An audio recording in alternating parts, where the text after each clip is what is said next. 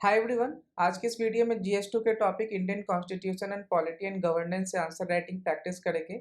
आज का क्वेश्चन है right of movement and residence. ये हम लोगों के फ्रीली अवेलेबल है, हम लोग कहीं भी देश में जा सकते हैं और रह सकते हैं, but these rights are not absolute.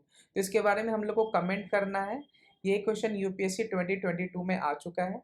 तो इस वीडियो में सबसे पहले हम लोग इंट्रोडक्शन देखेंगे, उसमें हम लोग कॉन्स्टिट्यूशनल प्रोविजन के देखेंगे कि what is the right of freedom और रिस्ट्रिक्शंस अप्लाई वहाँ किस तरह से होते हैं। नेक्स्ट है under what factors state can apply the restrictions on these rights.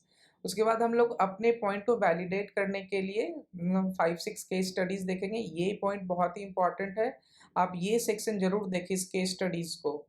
Next हम लोग पर्सपेक्टिव देखेंगे कि इस राइट से सोशल, इकोनॉमिकल और पॉलिटिकल पर्सपेक्टिव कैसे इम्पैक्ट होता है। फाइनली हम लोग देखेंगे कि ये जो राइट्स है, right of movement and residence को इम्प्लीमेंट करने में क्या क्या चैलेंजेस और इशू आते हैं। फाइनली गवर्नमेंट इनिशिएटिव्स देखेंगे एंड कंक्लूजन के साथ इस वीडियो को एंड करेंगे। So let's quickly start the introduction of this topic. Introduction में सबसे पहले हम लोग कॉन्स्टिट्यूशनल प्रोविजन के बारे में बात करेंगे। तो as you all know, article 19(1)(d जो है इंडियन कॉन्स्टिट्यूशन गारंटी करता है इंडियन सिटीजन्स को it is a right to move freely throughout the territory of India. This means कि हम लोग कहीं भी जाके दूसरे स्टेट में भी रख सकते हैं, किसी भी टेरिटरी में। नेक्स्ट है रेसिडेंस वाला पॉइंट। तो आर्टिकल 19(1) ये guarantee the right to reside and settle in any part of the territory of India. आज मैं जैसे कि यहाँ पे मैं दिल्ली में हूँ, I can go in Bangalore and settle down there. So यही हमारा राइट ऑफ रेसिडेंस है। और इसी के साथ रिस्ट्रिक्शंस भी आते हैं कि ये स्टेट जो है रीजनेबल रिस्ट्रिक्शन भी लगा सकते हैं यूजिंग द आर्टिकल 19(5). ठीक है, तो state can impose the reasonable restriction considering the interest of general public and the protection of and interest of scheduled tribes। इसके साथ हम लोग का इंट्रोडक्शन कंप्लीट होता है और मेन बॉडी का टोन भी सेट हो जाता है कि अब हम लोग रिस्ट्रिक्शंस के बारे में बात करने वाले हैं। तो जनरली रिस्ट्रिक्शंस दो फैक्टर के बेसिस पर लगा सकती है state, interest of general public and the protection of scheduled tribes. ठीक है, तो जनरल पब्लिक के अंडर में 3 सब कैटेगरीज आ जाएंगे: public order, public health and morality. इसके एग्जांपल में आप देख सकते हो, जैसे कि दिल्ली गवर्नमेंट 2020 में कर्फ्यू इम्पोज किया था and restrictions of movement of vehicle to maintain the public order. तो ये 2020 का दिल्ली राइट का आप एग्जांपल दे सकते हो यहाँ पे। फिर पब्लिक हेल्थ में आ जाते हैं, जैसे कोविड-19 में बहुत सारे स्टेट्स ने जो लॉकडाउन लगाया था, जैसे महाराष्ट्र, बैंगलोर और दिल्ली, जैसे कि उस स्टेट में बाहर से नहीं आ सकते। तो this is an again example कि पब्लिक हेल्थ को कंसिडर करते हुए किस तरह से मूवमेंट को रिस्ट्रिक्ट किया जा सकता है। Next is the public morality. अब इसमें स्टेट ऑफ बिहार का भी एग्जांपल दे सकते हो, जहाँ पे 2018 में इन्होंने रिस्ट्रिक्ट किया था sale and consumption of alcohol. तो मूवमेंट, सेल एंड कंजम्पशन, ये alcohol is forbidden in state of Bihar.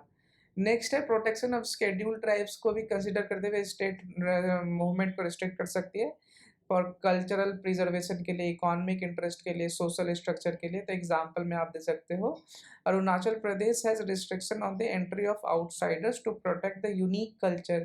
ठीक है, यहाँ पे इनर लाइन परमिट रिक्वायर्ड होता है आने के लिए। इकोनॉमिक इंटरेस्ट के भी पर्सपेक्टिव से आप एग्जाम्पल देना चाहिए कि झारखंड जो है अपने स्टेट में sale of tribal land to non tribals is restricted. क्यों भाई? तो उनके इकोनॉमिक इंटरेस्ट को और उनकी पॉपुलेशन को प्रिजर्व करने के लिए, प्रोटेक्ट करने के लिए। लास्ट है सोशल स्ट्रक्चर को ध्यान में रखने के लिए, जैसे कि नागालैंड में भी inner line permit system is required to enter over there and movement and settle down करने के लिए इनर लाइन परमिट रिक्वायर्ड होता है। तो यहाँ पे हम लोगों ने प्रोविजन देखा कि 19(5) के through under what basis state can restrict the movement और द राइट ऑफ सेटल। ठीक है, अब मोस्ट इम्पॉर्टेंट पॉइंट हमारा जो है इस आंसर का, ये केस स्टडीज हो जाते हैं। ये आप जरूर अपने नोट्स में लिख लें और मेंशन करें, यही आपको एक्स्ट्रा मार्क्स फेच कराएगा। तो 1 बाय 1 केस स्टडीज को देखते हैं। तो पहला केस स्टडी है आपका Kharak Singh versus state of UP, 1962 में हुआ था। इसमें सुप्रीम कोर्ट ने क्या किया, किसने बोला था कि Kharak Singh has the right to move freely throughout the territory of India implies the right to move about to wander and reside and settle any part of India. उसमें यूपी ने मना कर दिया था खड़क सिंह को, बट सुप्रीम कोर्ट ने बोला कि नहीं, आप रह सकते हो। So, देखो किस तरह से राइट को हम लोग कॉन्स्टिट्यूशन प्रोवाइड कर रहा है। उसी तरह से Maneka Gandhi versus union of India, ये सारे बहुत ही फेमस केस हैं। We have to write these cases in our answer to validate our point. इसमें भी यहाँ पे मेनका गांधी को सुप्रीम कोर्ट ने अलाउ किया कि आप travel and go outside of the country. It comes under the personal liberty guaranteed under the Article 21 of the Constitution. Next is very important case study, Chakma issue. Chakma क्या था? Chakma refugees are from Bangladesh जो कि settle हो गए थे Chakma district of Arunachal Pradesh by the central government के permission के साथ। तो क्या हुआ था, लोकल ट्राइब ने अपोज किया, fearing a challenge in the demographic balance and the threat to their own social and cultural identity. But जब ये प्रोटेस्ट हुआ था उसके बाद भी सुप्रीम कोर्ट ने अपने जजमेंट में दिया कि नहीं, ये चकमा जो भी है यहाँ पे जो भी माइग्रेंट्स आए they will settle down there and live there under the right to life and personal liberty. ठीक है, नेक्स्ट है सीसीए का भी हम लोग बात कर लेंगे जो अभी 2019 में आया। ये जो है सीसीए क्या करता है, non Muslim refugees from Afghanistan, Bangladesh and Pakistan को माइग्रेंट का राइट देता है। ठीक है, तो ये काफ़ी कंसर्न रेज कर दिया है। In response state like Assam and Tripura यहाँ पे काफ़ी फियर है इस सीसीए से कि लोकल पॉपुलेशन एंड कल्चर को ये इम्पैक्ट करेंगे। ये लास्ट के दो काफ़ी रिसेंट की स्टडीज़ है, आप अपने आंसर में मेंशन करोगे तो आप करंट अफेयर्स भी कवर हो जाएगा, ये शो करेगा कि आप करंट अफेयर से टचअप में हो। फिफ्थ केस है the case of Mohammed Zubair. इसमें क्या हुआ था, सुप्रीम दिल्ली ने इस जर्नलिस्ट को अरेस्ट कर लिया था फॉर मेंशनिंग दैट ये हेट स्पीच फैला रहा है, बट सुप्रीम कोर्ट ने इसको अपहेल्ड किया और बोला कि आप दिल्ली में जाके अपना जर्नलिज्म का काम कर सकते हो। तो ये एक बहुत ही इंपॉर्टेंट केस है, ये रिसेंट केस है, आप ज़रूर डालें। नेक्स्ट पॉइंट हो जाता है रोहिंग्या रिफ्यूजी का, कि जुलाई 2022 में supreme court of India upheld the right of residence of Rohingya refugees in India. इनको रिफ्यूजी को डर था कि अगर ये अपने होम कंट्री में रहते हैं म्यांमार में तो इनको शायद मार दिया जाए, सो ये इंडिया में आ गए थे। तो बट यहाँ पे सुप्रीम कोर्ट ने बोला they have the entitled for the right of protection under India's constitution. तो आप देख सकते हो किस तरह से डिफरेंट लॉज एंड जजमेंट के थ्रू ये right of movement and residence validate किए हैं। ये केस स्टडीज आप जरूर मेंशन करें, again again I am mentioning this, ये आपको एक्स्ट्रा मार्क्स फेच करा कर देगा। हम लोग डिफरेंट पर्सपेक्टिव देखेंगे, सोशल, इकोनॉमिकल एंड पॉलिटिकल। अब देखो सोशल में होता है कि अब जैसे कि मैं किसी एक स्टेट से दूसरे स्टेट जाता हूँ for better education and life style, इससे क्या होता है कि मुझे मेरा लाइफ में सोशल लाइफ में इम्प्रूवमेंट आती है। जैसे कि बिहार और यूपी के काफ़ी लोग दिल्ली मुंबई जाते हैं अच्छे जॉब के सर्च के लिए और वहाँ पे भी अपना लाइफ को इम्प्रूव करते हैं, क्वालिटी ऑफ लाइफ को। इकोनॉमिक पर्सपेक्टिव भी देख सकते हो, जैसे कि आईटी सेक्टर एक प्राइम एग्जांपल है यहाँ पे, जैसे कि बहुत सारे लोग बैंगलोर जाते हैं, वहाँ मूव करते हैं, वहाँ की इकॉनमी बढ़ती है, राइट। बैंगलोर का इकॉनमी, दिल्ली का इकॉनमी, पुणे का इकॉनमी इम्प्रूव होता है। नेक्स्ट द पॉलिटिकल पर्सपेक्टिव देख सकते हैं, जैसे कि imposition of restriction on the movement and the internet services in Jammu and Kashmir is an example of how state can limit this right in the interest of national security। ठीक है, तो इसके साथ हमारा 3 पर्सपेक्टिव भी complete होता है। Next is very important for us कि ये जो right of movement and residence इसको इम्प्लीमेंट करने में क्या क्या चैलेंजेस आते हैं। तो पहला हो गया इंटर स्टेट डिस्प्यूट्स। ठीक है, अब जैसे कि कहीं एक राज्य से दूसरे राज्य जाते हैं तो वहाँ पे प्रॉब्लम हो सकती है। इसका क्या एग्जांपल है, माइग्रेशन जो लेबर्स का होता है from Bihar and Uttar Pradesh to Maharashtra and वहाँ पे ओवर क्राउडिंग हो जाता है and pressure on urban infrastructure in these cities. इससे होता है कि 2 राज्यों में कॉन्फ्लिक्ट होना शुरू हो जाता है। अब एक राज्य से दूसरे राज्य जाते हैं तो वहाँ रीजनलिज्म और जेनोफोबिया भी शुरू हो जाता है। वहाँ के लोगों को लगता है कि ये बाहर के लोग आके हमारे जॉब ले लेंगे, हमारे कल्चर को थ्रेट है इन लोगों से। तो इसका आप एग्जांपल भी दे सकते हो, जैसे कि violence against North Indians in Maharashtra जो होती है, against the people of North East in Delhi. Delhi में नॉर्थ ईस्ट के लोगों को भी साथ काफ़ी वायलेंस होता है, वहाँ पे लोग एक दूसरे को देख मतलब थोड़ा सा डिफरेंट व्यू से देखते हैं, तो ये भी एक चैलेंजेस प्रॉब्लम हो जाते हैं। फिर थर्ड प्रॉब्लम है कि lack of uniform civil code. अब हर एक रिलीजन को का उसका सेल्फ का लॉ है गवर्न करने के लिए, कोई एक यूनिफॉर्मिटी नहीं है, तो इसके कारण से भी प्रॉब्लम रहते हैं। जैसे कि सर्टेन मुस्लिम लॉज में ये है कि वुमेन अपने हस्बैंड का घर छोड़ के नहीं जा सकती है, तो इसके कारण भी प्रॉब्लम हो जाता है। जैसे कि राइट ऑफ मूवमेंट को आप रिस्ट्रिक्ट हो रहा है यहाँ पे, right. So these are the challenges. अब देखो एक शहर से दूसरे शहर जा रहे हो आप, एक राज्य से दूसरे शहर जा रहे हो, तो वहाँ रहने की भी तो सुविधा होनी चाहिए। तो हाउसिंग एंड स्लम का डेवलपमेंट होने लगता है मूवमेंट से। और मुंबई का स्लम जो है इसका एक प्राइम एग्जांपल है, ये एशिया का लार्जेस्ट स्लम हो गया है, इतने लोग वहाँ पे माइग्रेट हो गए हैं। ठीक है, अब नेक्स्ट चैलेंज होता है इम्पैक्ट ऑन इंडिजीनियस कम्युनिटीज। अब देखो बहुत ज़्यादा लोग इन्फ्लक्स होने लगेंगे, तो वहाँ की जो लोकल कम्युनिटीज़ है उसके जो कल्चर है उसको काफ़ी डाइल्यूट होने लगेगा।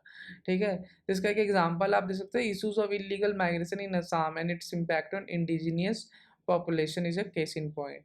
कभी कभी नेशनल सिक्योरिटी भी बहुत सारा इम्पैक्ट कर जाता है, जैसे कि जम्मू कश्मीर में स्पेशली जहाँ पे बॉर्डर लाइन कमज़ोर है वहाँ पे लोग आ जाते हैं, फिर इलीगल माइग्रेशन स्मगलिंग शुरू हो जाती है। नेक्स्ट है कोविड-19 and movement restriction and legal policy changes का भी एक चैलेंज होता है। जैसे कि आप इनर लाइन पॉलिसी आप ले तो आए, लॉ ले आए, बट इसको इम्प्लीमेंट करना काफ़ी मुश्किल हो जाता है। इसके साथ हम लोगों ने चैलेंजेस एंड इश्यूज देखा। नेक्स्ट हम लोग देखेंगे गवर्नमेंट क्या-क्या ऐसी इनिशिएटिव ला रही है to uphold this right of movement and residence. तो one by one each initiative को देखते हैं। ये भी काफ़ी इंपॉर्टेंट पॉइंट है, आप अपने आंसर में इसको ज़रूर लिखें। तो सबसे पहले एनआरसी। एनआरसी का एग्जांपल जैसे कि ये is an initiative to identify illegal migrants while it has been controversial the government asserts that it is necessary measure to protect the right of Indian citizens to move and reside within the territory of India।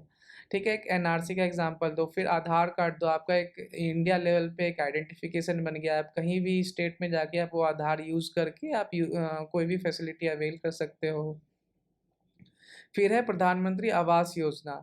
इसके under आपको housing to all bye 2020, ये इनका ambition था, objective था। यहाँ पे आप जैसे आप बाहर जाते हो तो आपको यहाँ पे रहने के लिए सुविधा सरकार कोशिश करेगी आपको देने की। फिर one nation one ration card scheme. इसमें क्या है, जो माइग्रेंट वर्कर्स हैं उनको पब्लिक डिस्ट्रीब्यूशन को बेनिफिट लेने के लिए एक स्कीम लाया गया है। तो इससे भी ये हुआ कि आप सब गवर्नमेंट सपोर्ट कर रही है, आप कहीं भी जाइए और कहीं भी काम करिए। ठीक है, नेक्स्ट है inter state migrant workman act. इसमें क्या कर रही है government, it is a providing regulation of employment of inter state migrant workman and there condition of services. ठीक है, इसमें गवर्नमेंट रेगुलेट करे कि आप कैसे कंडीशन में काम कर रहे हो, क्या क्या सुविधाएं मिलने चाहिए लेबर को। ठीक है, तो ये इट एम्स टू सेव कर the right of migrant workers. तो आप कहीं भी जाओगे तो आपके राइट्स सेव है वहाँ पे। फिर नेक्स्ट इनिशिएटिव है सरकार की the smart city mission. This initiative aims to develop the city across India making citizen friendly and sustainable. अब इतने सारे लोग जाएंगे तो वहाँ पे कुछ प्लानिंग के साथ बनना चाहिए सिटी, राइट।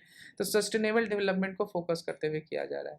फिर Jammu and Kashmir reorganisation act. अब जैसे देखो पहले जो आर्टिकल 370 था, तो वहाँ कहीं लोग जाके वहाँ पे प्रॉपर्टी खरीद के सेटल नहीं हो सकते थे, बट अब ये आर्टिकल है नहीं, तो कोई भी कॉमन आदमी है, आप जैसे और हम, वहाँ जम्मू एंड कश्मीर में जाके लैंड परचेज करके वहाँ पे हम लोग सेटल कर सकते हैं।